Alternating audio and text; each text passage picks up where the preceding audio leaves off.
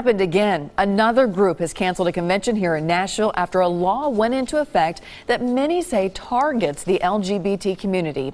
All new at 10, our Rebecca Schleicher is live at Music City Center, where one of those conferences would have been. Rebecca, why are these groups pulling out?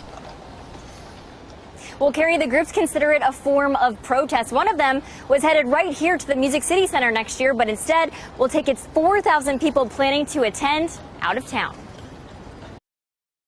At more than $620 million, Music City Center was the most expensive project in Metro's history. And now the folks there are worried about its future. Of all the state legislation impacting counseling during my 30 years with ACA, the new Tennessee law based on Senate Bill 1556, House Bill 1840, is the worst. That's because now two groups have decided to move their conventions out of town, taking $2.8 million in visitor spending and $500,000 in taxes with them. There was a hefty cancellation fee for doing that. We've been under contract for almost 2 years now with the hotel. They say it's in response to the recent counseling law that allows therapists to turn away clients for religious reasons, which many believe targets the LGBT community. Anyone's has the freedom to have their own religious beliefs, but they don't need to have legislative protection to discriminate based upon those beliefs. The Centers for Spiritual Living had 500 people headed to the Sheraton next year. The American Counseling Association expected 4,000 at Music City Center. If the new law is allowed to stand, we cannot in good conscience bring business to Tennessee. As local officials cross their fingers, this isn't the beginning of a larger trend for a city dependent on visitors from across the world.